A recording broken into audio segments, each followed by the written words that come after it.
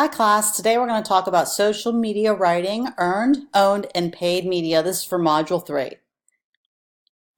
So as just a tiny bit of a review, traditional public relations and communications we've seen over the last 10-15 years consisted much of editorial coverage, news releases, which I'm sure your businesses and corporations are all familiar with, media alerts, and these alerts can be run through Google Analytics or Google Alerts, or even the more sophisticated media pitching tools now have media alerts.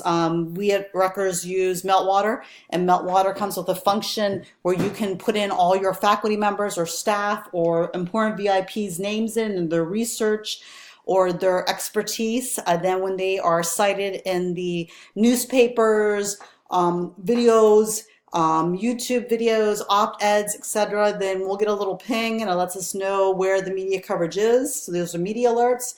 Newsletters, whether they be print or online, byline articles, something that is, used to be really important and still is in our industry, and op-eds, whether they be print or video. So this is more the traditional communications and media that we're familiar with. Looking at modern communications versus traditional communications, once again, just looking at these lists, modern communications is where we are today, no borders, very interactive, less space. Twitter just increased their word count. It's higher than 140, but trying to condense our message into 140 characters is very hard to do, but that's where we are.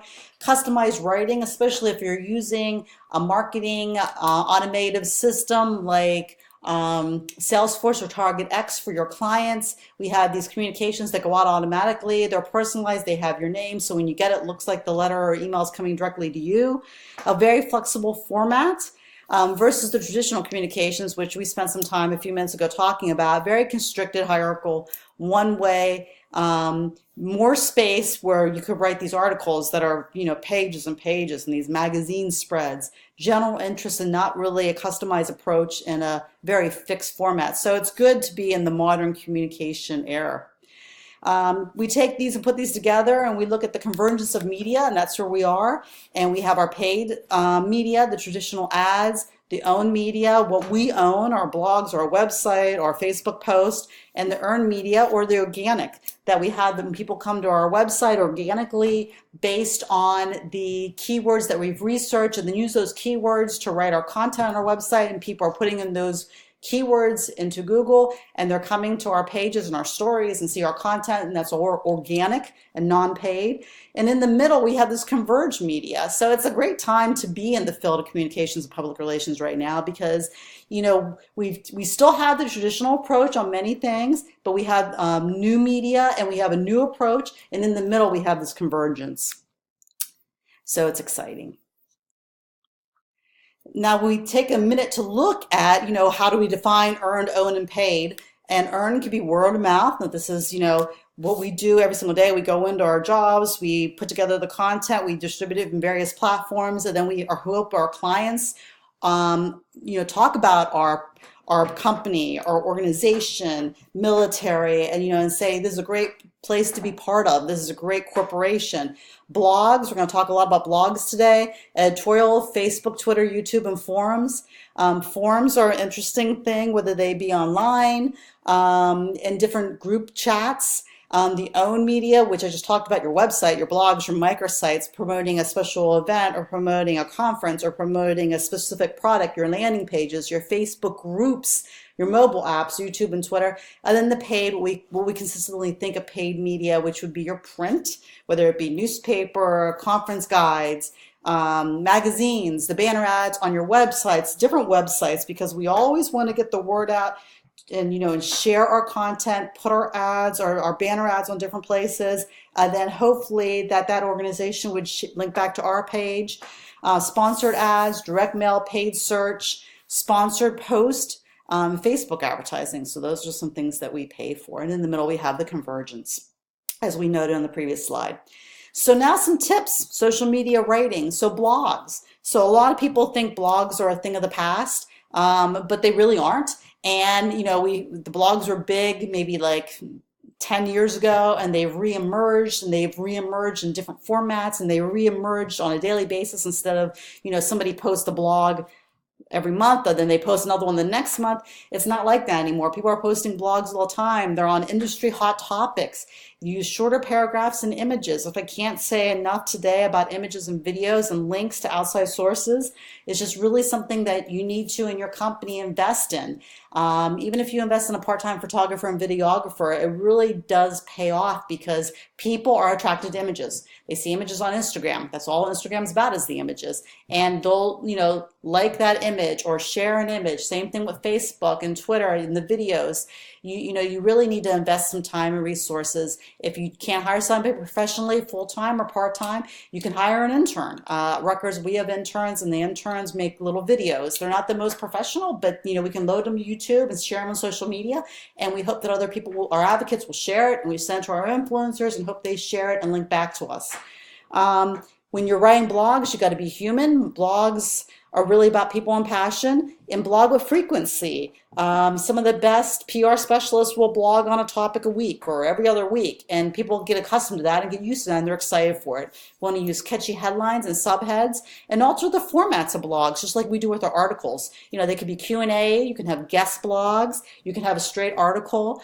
You can do a lot of different things. You can have a video, which is a short blurb underneath it for your blog. You could have an all video blog, a blog, and conclude with a call to action. That's what CTA is. That's a must. Really, everything we should be doing has a marketing slant to it, right? With social media and our writing and our public relations. We always need to end with a call to action. We need to tell the users, what should I do next? People read an article, what should I do next? Should I make a donation? Should I download a discount coupon for a discount? Should I come to your event? Should I get more information on a website? What is the call to action?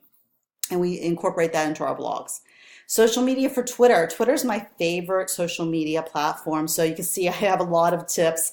And I'm sure you have a lot of tips you can add to this list. Use active words, tweet early and often, engage more than you broadcast, jump on relevant topics, and see the 280 character just went up. And so we have a little bit more room to add a little more content, whether that's good or bad. I'm not really sure. Sometimes it's good. Be an industry resource. So if you're thinking about what is the best fried chicken place, or what is the best pizza place, I'm sure you have it in your mind from your local area, and maybe they would put an article about a different type of pizza sauce, and you would go to that site or that social media platform, and they have a new pizza with a new pizza sauce, and you get a discount code for it, and that's one of your industry resources, that favorite pizza. Or maybe you're looking at a new drug, and so what are the industry resources for new drugs in development, whether that be a pharmaceutical company, a doctor's office. These are industry resources. So how do we become industry resources? Well, we do it by being truthful and honest and passionate about our products, and being reliable and producing content. You need to use data to make decisions on Twitter. So if you're using Hootsuite or Social Sprout to post your social media content, we can look and see how did that tweet perform? Does it perform better if there's images? Is it more shareable? Are people engaging? The goal is not so much how many followers do I have, but are we engaging with the audiences that we already have? Are they sharing our content? Are they writing something when they share? All these things make better social media on Twitter. Use a graphic template to reuse. You can create graphic templates with your graphic designer that you can use on Twitter, so you have them available, so you can just plop it up, upload it to Twitter, and then write something in the box. And I can show you some more of those examples if you like. Automate when it makes sense. If you have a big event forthcoming and I'm going to be at this event working it, or we're going to launch this product, you can pre-populate your Twitter through a Hootsuite or a Social Sprout, and then you can not have to worry when you're at the event or you're in the midst of launching a product, because your tweets, your Facebook posts are already populated, they're already automated, they're just going to go based on the time that you have indicated. When you retweet, because you want to be industry, you're going to be an industry example, whatever your organization is, comment if you can. It's good to retweet because you're usually retweeting other industry favorites to say, hey, we back this group or this organization. But sometimes you can just retweet with a comment and say, truth, or we encourage our audience to follow this brand as well, something like that. Add videos and images, again, very, very important.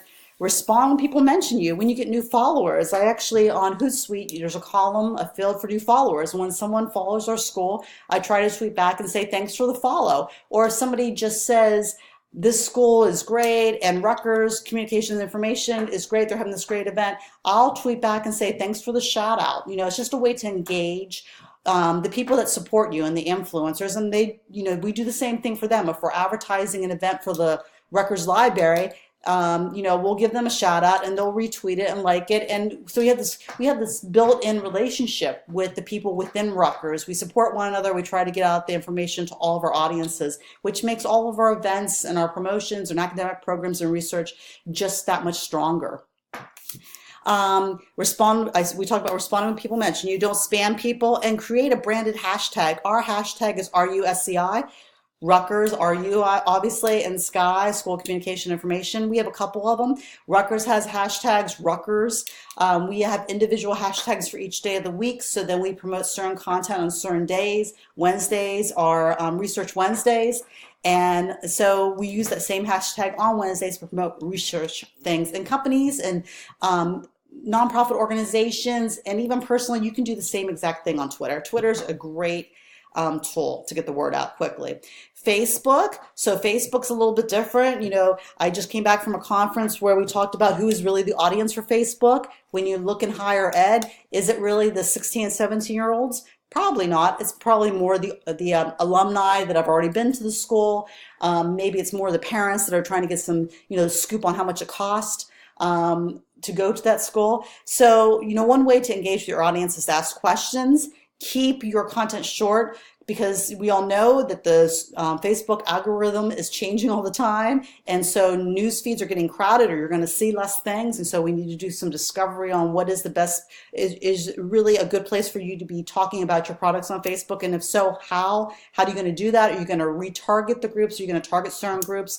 Also, offering a discount code is wonderful, because people can download that coupon or a code to go to an event or get a product. And images and video, once again, I know my own personal Facebook feed, when I see a video or an image, I would more likely look at it than if it was just content, just words. Add links, be positives, and target your posts to specific audiences for greater shareability. So another great thing that we're going to talk about today is the social media release. And I don't really use this as much at my job at Rutgers, but I know a lot of corporations use this. And so there's a company called Pitch Engines, and you can just Google them. And what they do is they help you get out your information. This is not so much a news release, but a social media release. So you have a story or an article on a blog platform, then using a pitch engine tool, and there's, I'm sure, many more of them, your ease to share social media. You have your buttons up there on your blog story, and you're able to share it to Facebook, and maybe send an email to your clients and be like, can you share this blog on Facebook or Twitter or such?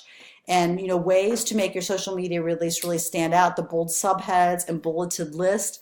You always have to have contact information, because if you're putting out a release of any type, your call to action is probably going to be like, for more information, contact so-and-so. So you want to make sure that you always have your PR person or communications person listed on these releases. Video and images, again, in the release, just like I've been talking about for the last 13 minutes. You got to have videos and images to capture attention and draw people in. It's very emotional. Social media is emotional and passionate. And so you want to, capture their attention, have a news angle, use those keywords in your release that we've been studying and talking about in Module 2. And then, figuring out like how are people going to find this release with your keywords. So the last thing I'm going to talk about quickly is the social media team. We spent a lot of time talking about how valuable social media team is and how you need to have resources to support it. If you have one person that's posting all your social media through Hootsuite or Social Sprout, that person needs to be able to be very valuable and knowledgeable and engage on social media conversations. They need to be able to post to all the platforms. They also need a strong emotional intelligence to work through responses that might not be happy. Like, people are going to rant and rage and be upset on social media. They do that over a product, and you need to have the emotional intelligence to get those people back to a happy space. You got to have project management skills, because you got to be able to do things at multiple times and post to many different platforms, and every single platform has a different audience. You got to be aware of that all the time.